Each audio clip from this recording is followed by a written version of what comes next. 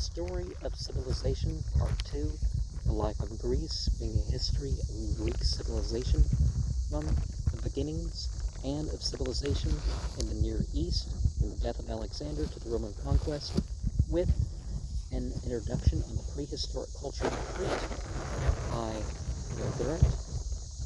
Chapter 25, Egypt and the West, Section 3, Alexandria. Most of this wealth came to Alexandria.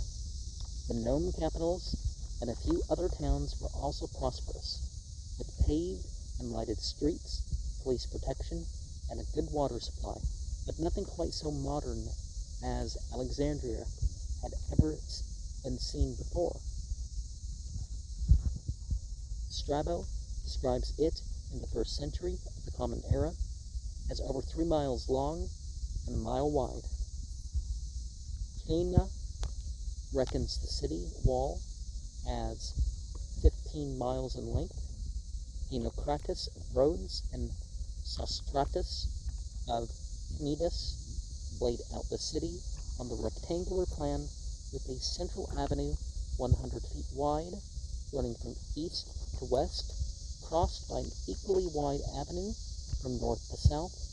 Each of these thoroughfares, and probably some others, was well lighted at night and was kept cool during the day by mile after mile of shaded colonnades. Of the 4 quarters into which the main arteries divided the city, the westernmost, Artatis, was occupied chiefly by Egyptians. The northeast portion formed the Jewish quarter. The southeast quarter, or Rakum, contained the royal palace, the museum, the library, the tombs of the Ptolemies, the sarcophagus of Alexander, the Hotel des Invalides of the Age, I think that's how you're supposed to pronounce that, the Arsenal, Hotel des Invalides, the Arsenal, the chief Greek temples, and many spacious parks. One park had a portico 600 feet in length. Another contained the Royal Zoological Collection. In the center of the city were the administrative buildings, the governmental storehouses, the courthouse, the main gymnasium, and 1,000 shops and bazaars. Outside the gates were a stadium, a hippodrome or a racetrack, an amphitheater, and a vast cemetery known as the Necropolis, or City of the Dead. Along the beach ran a succession of bathing establishments and resorts. A dike or mole called the Heptastadium, because it was 7 stadia long, connected the city with the island of Pharos and made 2 harbors out of one. Behind the city lay Lake Maratis, which provided ports and outlets for traffic on the Nile. Here the Ptolemies kept their pleasure boats and took the royal ease. Hardly anything but a few catacombs and pillars have been preserved from ancient Alexandria. Its remains lie directly into the present capital, making excavation expensive. Probably they have sunk beneath the water level, and parts of the old city have been covered by the Mediterranean. And that has proved very true with excavations, and feel free to comment on any of the newer findings in this 1939 book. The population of Alexandria, about 200 BCE, which was as varied as in a modern metropolis, from 4 to 500,000 Macedonians, Greeks, Egyptians, Jews, Persians, Anatolians, Syrians, I think that's Anatolians, Syrians, Arabs, and Negroes. The population of Alexandria in 1927 was 570,000. The growth of commerce had swelled the lower middle class and filled the cosmopolitan capital with a busy, talkative, Litigious crowd of shopkeepers and traders, always on the alert for a bargain, and with no prejudice in favor of honesty. At the top were the Macedonians and the Greeks, living in such luxury as astonished the Roman ambassadors who were appointed to the court in 273 BCE. Athanasius recounts the delicacies that burdened the tables and digestions of the master class, and Herodotus writes, Alexandria is the house of Aphrodite, and everything is to be found there: wealth, playgrounds, a large army, a serene sky, public displays, philosophers, precious metals, fine young men, a good royal house, an academy of science, exquisite wines, and beautiful women. Alexandria's poets were discovering the literary value of virginity, and its novelists would soon make it the theme and final causality of many a tale. But the city was notorious for the generosity of its women and the number of its stepdaughters of joy. Polybius complained that the finest private homes in Alexandria belonged to courtesans. Women of all classes moved freely through the streets, shopped in the stores, and mingled with the men. Some of them made a name for themselves in literature and scholarship. The Macedonian queens and ladies of the court, from Ptolemy II's Arsinoe to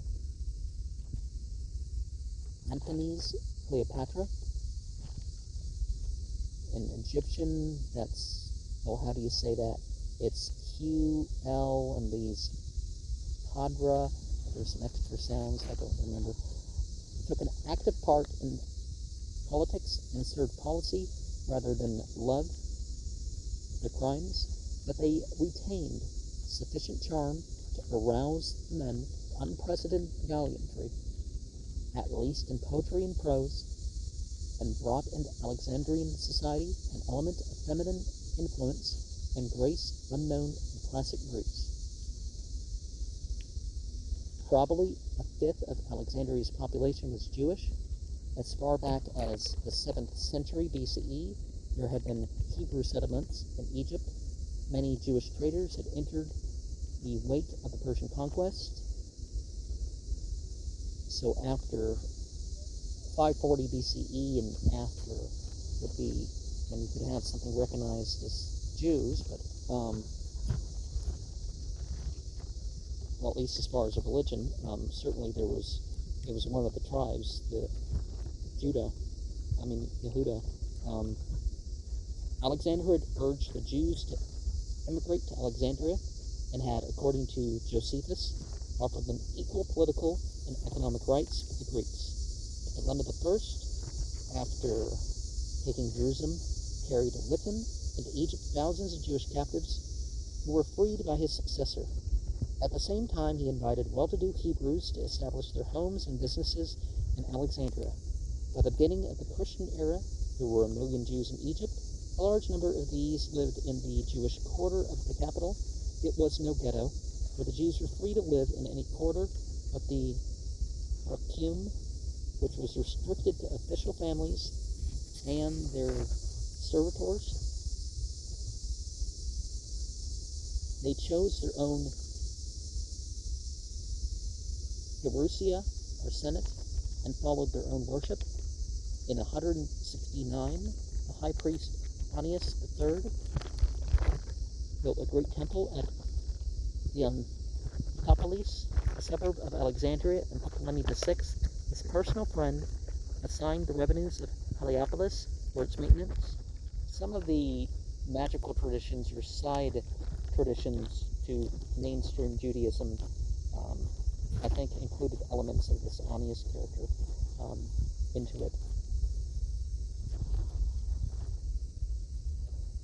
Some temple, the mention of it in that myth.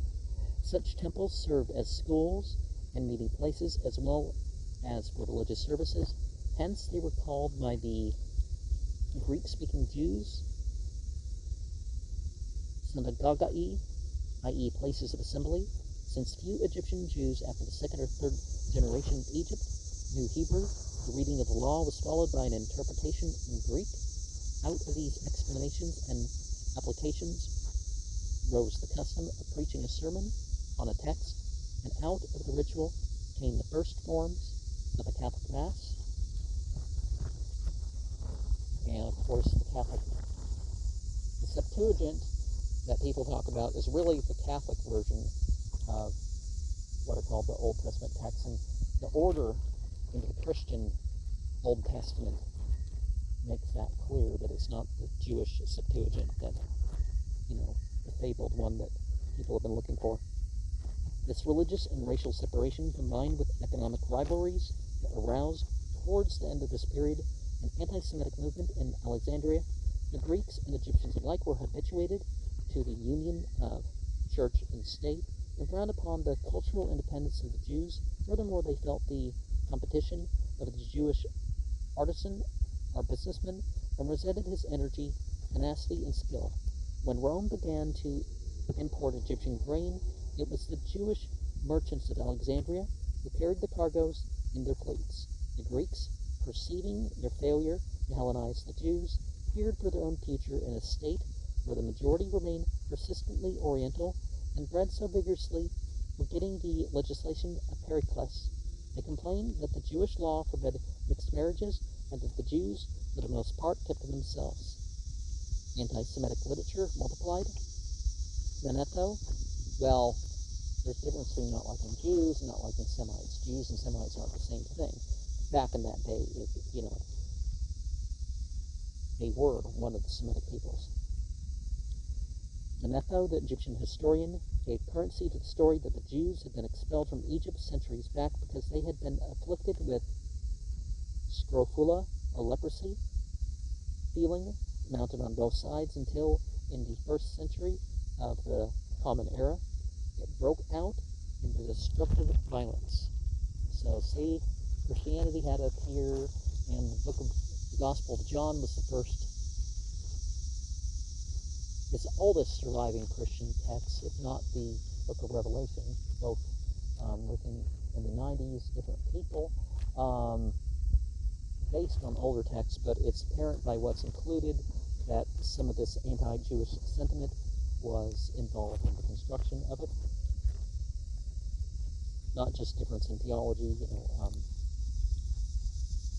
the Jews did what they could to allay the resentment against their amixia, their social separation, and their success. Though they clung to their religion, they spoke Greek, studied and wrote about Greek literature, and translated their sacred books and their histories into Greek. To acquaint the Greeks with the Jewish religious tradition, and to enable the Jew who knew no Hebrew to read his own scriptures, a group of Alexandrian Jewish scholars began, probably under Ptolemy II, a Greek translation of the Hebrew Bible. Well, it was Aramea back then, but the people was the Hebrews, so that makes sense too. The kings favored the undertaking in the hope that it would make the Jews of Egypt more independent of Jerusalem, and would lessen the flow of Jewish Egyptian funds to Palestine. Well, it was only called Palestine because it was conquered, and that term was to insult the locals because the Jews had used that insult against other people. It was fitting. The British did the same thing, because Philistine was an insult during my father's age. My father's still alive, but the whole time he's been alive, Philistine has been an insult because it comes from walrus with a sheep Satan, anyways. Legend told how Ptolemy Philadelphus, at the suggestion of Demetrius of Elarum, had invited some 70 Jewish scholars to come from Judea about 250 BCE to translate the scriptures of their own people. I shared more about that in Locke's books of the Bible. What's the whole name of that book? But how the king had lodged each of them in a separate room on Pharos and had kept them without intercommunication until each had made his own rendering of the Pentateuch. How all the 70 versions were finished, agreed word for word, providing the divine inspiration of the text and the translators, how the king rewarded the scholars with costly presents of gold, and how from these circumstances the Greek version of the Hebrew Bible came to be known as the Hermenaya Kata Tus Abdamacanta, the interpretation according to the 70 in Latin, interpretation the Septuaginta,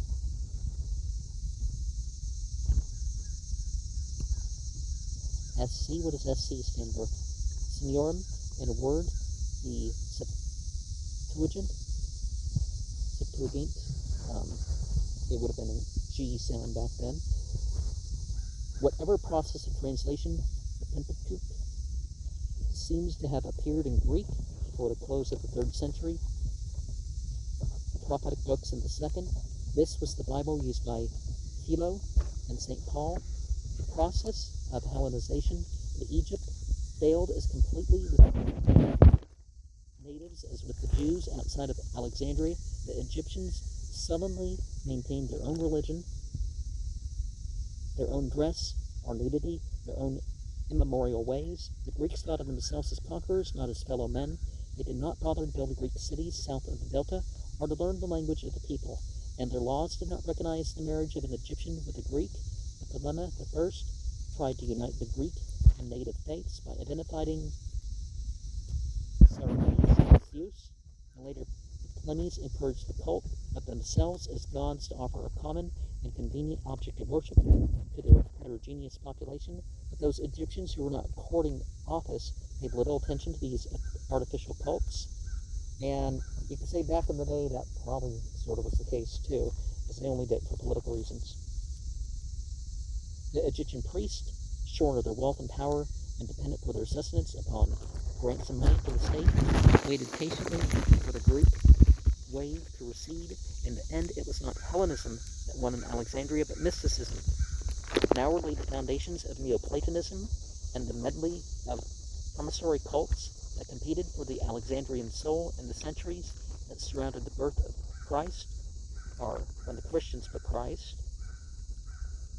Osiris, as Serapis, became as a favorite god of the latter Egyptians, and Yasir would be Osiris, and of many Egyptian Greeks. Isis, Ast, regained popularity as the goddess of women and motherhood. When Christianity came, neither the clergy nor the people found it impossible to change Isis and Mary and Serapis into priest. And the story of the Septuagint was based upon a letter purporting to have been written by one Aristeas in the 1st century of the Common Era. The letter proved spurious by Hoddy of Oxford in 1684. Of course, there are more sources that have been uncovered in that regard, but the idea that the Catholic one was the Jewish one, no. The Catholic one very specifically was slanted in a way that would be leading towards Christian conclusions rather than being literal and making clear that that wasn't the right conclusion. I mean, as far as correctly translated texts.